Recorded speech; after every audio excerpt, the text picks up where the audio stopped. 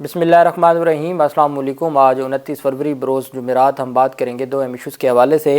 پاکستان تحریک انصاف کے اسپیکر اور deputy speaker منتخب ہو گئے ہیں، اس کی تفصیل میں آپ کے ساتھ شیئر کروں گا، اور ساتھ میں آپ کو بتاؤں گا کہ اڈیالہ جیل میں ایک انتہائی افسوسناک اور تشویشناک معاملہ سامنے آیا ہے، اور بیرک نمبر جو سیل نمبر 8 ہے وہاں پر جو ہائی سیکیورٹی زون ہے وہاں پر قیدیوں کی لڑائی میں ایک قیدی کا قتل ہو گیا ہے اور ایک قیدی زخمی ہو گیا، اور اس کے بعد پھر جو پاکستان تحریک انصاف کی جانب سے بھی سوالات اٹھائے گئے ہیں، اس کے اوپر بھی ہم بات کریں گے۔ سب سے پہلے میں آپ کو بتاتا چلوں کہ سپریم جوڈیشل کونسل میں سابق جج سپریم کورٹ جسٹس مظاہر نقوی کے خلاف جو کارروائی تھی، اہم آج سماعت ہوئی ہے۔ سپریم کورٹ کے مستعفی جج مظاہر اکبر نقوی کے خلاف شکایت پر جاری سپریم جوڈیشل کونسل کے اجلاس میں اسمارٹ سٹی لاہور جو کہ ایک ہاؤسنگ سوسائٹی ہے، اس کے مالک زاہد رفیق نے اپنا بیان ریکارڈ کروا دیا ہے۔ چیف جسٹس قاضی فیض کا کہنا تھا کہ مستعفی جج کی جانب سے کوئی پیش نہ ہوا تو سمجھا جائے گا کہ دفاع کے لیے کچھ ہے ہی نہیں، کہ اگر کوئی پیش نہیں ہوتا تو ہم یہی سمجھیں گے کہ ان کے پاس کوئی دفاع میں کوئی چیز نہیں ہے۔ چیئرمین سپریم جوڈیشل کونسل کی زیر صدارت جوڈیشل کونسل کا اجلاس ہوا۔ Chairman judicial council of Pakistan chief justice قاضی فیض نے کونسل کی صدارت کی۔ پرائیویٹ بینک کے مینیجر نے 5 کروڑ روپے مالیت کے بینک ڈرافٹ کا ریکارڈ کونسل میں پیش کر دیا۔ کونسل کی کارروائی میں گواہ چودھری شہباز پیش ہوئے۔ کونسل نے چودھری شہباز سے سوال کیا کہ کیا آپ کی مرحوم اہلیہ بسمہ وارثی کا کوئی کیس مظاہر نقوی کی عدالت میں کبھی زیر سماعت رہا ہے؟ تو جواب میں چودھری شہباز نے کہا کہ بطور جج لاہور ہائی کورٹ مظاہر نقوی کی عدالت میں میری اہلیہ کا چیک ڈس آنر کا کیس چلتا رہا ہے۔ اس دوران کیپٹل سمارٹ سٹی اور لاہور سمارٹ سٹی کے مالک زاہد رفیق نے حلف پر اپنا بیان ریکارڈ کروایا۔ انہوں نے کہا کہ میری 8 کمپنیاں ہیں، گزشتہ 4 دہائیوں سے تعمیرات کے شعبہ سے میں وابستہ ہوں۔ انہوں نے مزید کہا کہ لینڈ پرووائیڈر راجہ صفدر کے ذریعے مظاہر نقوی سے ملاقات ہوئی۔ کونسل نے سوال کیا کہ 5 کروڑ روپے سمارٹ سٹی نے مظاہر نقوی کی طرف سے کیوں چودھری شہباز نے ادا کیے، جس پر زاہد رفیق نے جواب دیا کہ ہم نے ادائیگی راجہ صفدر کو کی، جس پر چیئرمین سپریم جوڈیشل کونسل نے سوال کیا کہ مظاہر نقوی سے کتنی بار ملاقاتیں ہوئیں۔ زاہد رفیق نے کہا کہ 2 مرتبہ مظاہر نقوی کے گھر جا کر ان سے ملاقات کی۔ مظاہر نقوی کے دونوں بیٹوں کو جانتا ہوں، ہماری کمپنی ماہانہ 1.5 لاکھ روپے مظاہر نقوی کے بیٹوں کی لا فرم کو ادا کرتی ہے۔ انہوں نے کہا کہ مظاہر نقوی کی صاحبزادی کو ایمرجنسی میں لنڈن میں پیسوں کی ضرورت تھی۔ راجہ صفدر نے مجھے ادائیگی کرنے کا کہا۔ میں نے دبئی میں اپنے ایک دوست کے ذریعے مظاہر نقوی کی بیٹی کو 5,000 پاؤنڈ لنڈن بھجوائے۔ لنڈن بھیجی گئی 5,000 پاؤنڈز کی رقم ہمیں واپس نہیں کی گئی، جس پر جسٹس منصور علی شاہ صاحب نے سوال کیا کہ کیا راجہ صفدر نے کبھی کسی اور جج سے آپ کی ملاقات کروائی ہے؟ زاہد رفیق نے جواب دیا کہ کسی اور جج سے ملاقات نہیں کرائی۔ 16 اپریل 2019 کو 500 مربع گز کے 2 پلاٹس مظاہر نقوی کے دونوں بیٹوں کو دیے۔ جو پلاٹ تھی اس کی قیمت مالیت 54 لاکھ روپے تھی، صرف 10% رقم ادا ہوئی۔ انہوں نے مزید کہا کہ دونوں پلاٹس مظاہر نقوی کے دونوں بیٹوں کو ٹرانسفر ہو چکے ہیں، جس پر چیئرمین جوڈیشل کونسل قاضی فیض نے کہا کہ صدقہ تو اپنی جیب سے دیا جاتا ہے، راجہ صفدر اپنی جیب سے پیسے نکال کر صدقہ کیوں بانٹتا تھا؟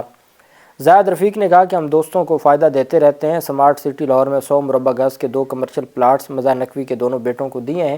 فی پلاٹ کی مالیت 80 لاکھ روپے تھی۔ ان کا کہنا تھا کہ مظاہر نقوی کے بیٹوں نے دونوں کمرشل پلاٹس بیچ دیے۔ پلاٹس کتنے میں بیچے گئے مجھے علم نہیں ہے۔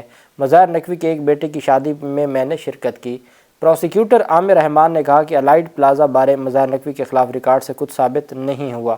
قاضی فیض نے کہا کہ مظاہر نقوی صاحب چاہیں تو اپنے وکیل کے ذریعے گواہان پر جرح کر سکتے ہیں۔ آج دوبارہ کہہ رہے ہیں اگر کوئی پیش نہ ہوا تو یہ سمجھا جائے گا کہ دفاع میں ان کے پاس کچھ نہیں ہے۔ بیسیکلی ہوا یہ تھا کہ جسٹس ریٹائرڈ مظاہر نقوی کے وکیل تھے خواجہ حارث صاحب، انہوں نے کہا کہ جس دن میرے موکل ریٹائر ہو گئے اس دن سے میرا وکالت نامہ منسوخ سمجھا جائے، میں پیش نہیں ہوں گا چونکہ آپ کارروائی نہیں کر سکتے۔ اس وقت سپریم کورٹ آف پاکستان کی ججمنٹ تھی۔ سپریم کورٹ کی ججمنٹ کے ہوتے ہوئے کارروائی جاری رہی، اور بعد میں 5 رکنی بینچ نے حکومتی ٹائم بارڈ اپیل پر اس ججمنٹ کو معطل کر دیا اور کارروائی جاری رکھنے کا کہہ دیا۔ اس کے باوجود مظاہر نقوی صاحب یہ سمجھتے ہیں کہ وہ سپریم جوڈیشل کونسل میں پیش نہ ہو کے شاید ان کو کوئی فائدہ ہوگا قانونی طور پر، یا ان کو اعتماد نہیں ہے، جو بھی وجہ ہے وہ پیش نہیں ہو رہے ہیں۔ اور معزز جو چیف جسٹس صاحب ہیں انہوں نے آج بھی ان کو اس بات کی تنبیہ کی ہے کہ اگر آپ پیش نہیں ہوں گے تو یہی سمجھا جائے گا کہ آپ کے پاس اپنے دفاع میں بتانے کے لیے کچھ نہیں ہے۔ بعد ازاں کونسل نے اجلاس کی کارروائی کل تک ملتوی کرتے ہوئے زاہد رفیق کو کل متعلقہ دستاویزات پیش کرنے کی ہدایات جاری کر دیں۔ اب دیکھتے ہیں کہ کل کی سماعت فیصلہ کن ہوتی ہے، کوئی فیصلہ کل ہی آتا ہے یا اگلے ہفتے تک معاملہ جاتا ہے، لیکن چیزیں جو نظر آ رہی ہیں وہ ایسے ہی ہے کہ آئین اور قانون کے مطابق چیزوں کو آگے کیا جا رہا ہے۔ پاکستان تحریک انصاف کے جو خیبر پختونخوا اسمبلی میں اسپیکر اور ڈپٹی اسپیکر منتخب ہو گئے۔ یہ پہلا اسپیکر اور ڈپٹی اسپیکر ہے جو پاکستان تحریک انصاف کے منتخب ہوئے ہیں، اور اس میں سب سے اہم بات یہ ہے کہ جو ڈپٹی اسپیکر ہیں وہ چترال کے اس علاقہ سے ہیں جہاں پر ہمیشہ سے وہ بیکورڈ علاقے تھے اور ان کو بیک پہ ہی رکھا گیا، لیکن پاکستان تحریک انصاف نے چترال سے جیتنے والی خاتون کو موقع دیا۔ یہ خیبر پختونخوا کی دوسری ڈپٹی اسپیکر ہیں جو خاتون ہے، پہلے بھی پی ٹی آئی نے ہی ایک خاتون کو ڈپٹی اسپیکر کا عہدہ دیا تھا۔ خیبر پختونخوا اسمبلی میں اسپیکر اور ڈپٹی اسپیکر کے انتخاب کا عمل مکمل ہو گیا ہے، جس میں خفیہ رائے شماری کے بعد سنی اتحاد کونسل کے بابر سلیم اسپیکر اور Suraiya Bibi deputy speaker منتخب ہو گئے ہیں۔ سنی اتحاد کونسل کے بابر سلیم سواتی نے 89 ووٹ حاصل کیے، جبکہ ان کے مقابل اپوزیشن جماعتوں کے امیدوار احسان اللہ میاں خیل نے 17 ووٹ حاصل کیے۔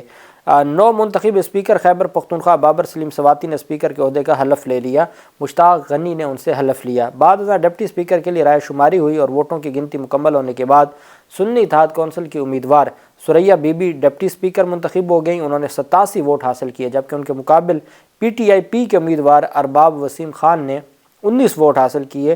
ڈپٹی اسپیکر کے لیے مجموعی طور پر 106 ووٹ ڈالے گئے جو کہ تمام درست پائے گئے، کوئی بھی ووٹ مسترد نہ ہوا۔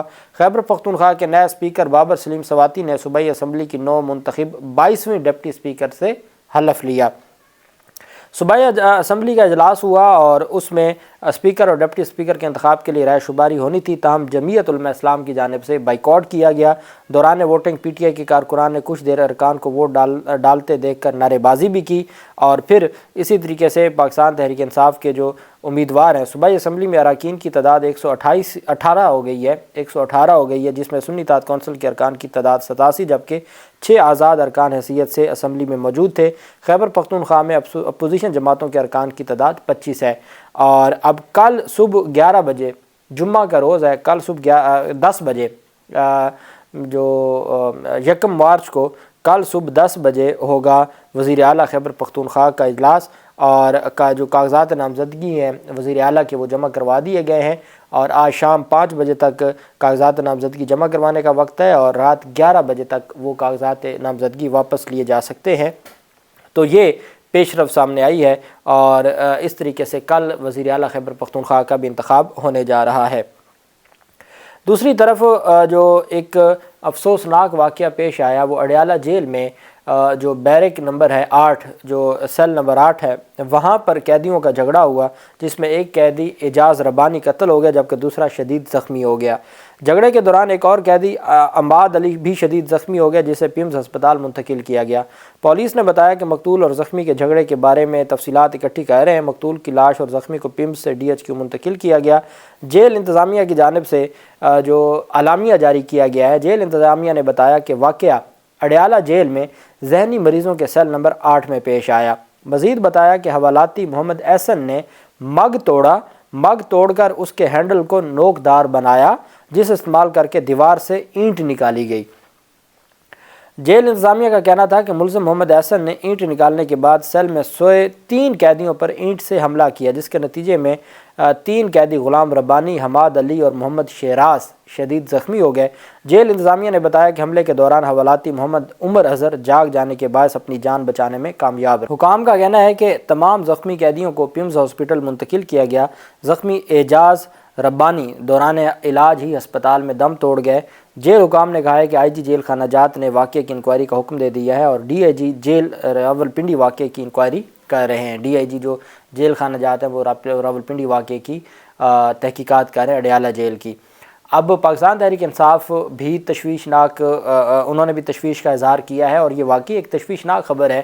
کچھ دن پہلے بھی ہم نے دیکھا تھا کہ اڈیالہ جیل میں قیدی کی ڈیتھ ہوئی تھی، اور اس طریقے سے کہ دیوار سے اینٹ نکال لینا اور اس سے حملہ کرنا، اور جس سے ایک بندے کی ڈیتھ ہو گئی اور 2 زخمی ہو گئے ہوں، ایسی صورتحال میں چونکہ وہاں پر ہائی پروفائل قیدی ہیں اور ان کی جو سیکیورٹی ہے اس میں کوئی شک نہیں ہے کہ ریاست نے بہت ان کو بہتر سیکیورٹی دی ہوئی ہے، لیکن اس کے باوجود پاکستان تحریک انصاف کا جو کنسرن ہے وہ بھی ویلڈ ہے کہ اگر جیل میں ایسے حالات ہیں تو مزید بہتر سیکیورٹی دی جائے تمام ہائی پروفائل قیدیوں کو، اور ان کو ان کی حفاظت کی جائے۔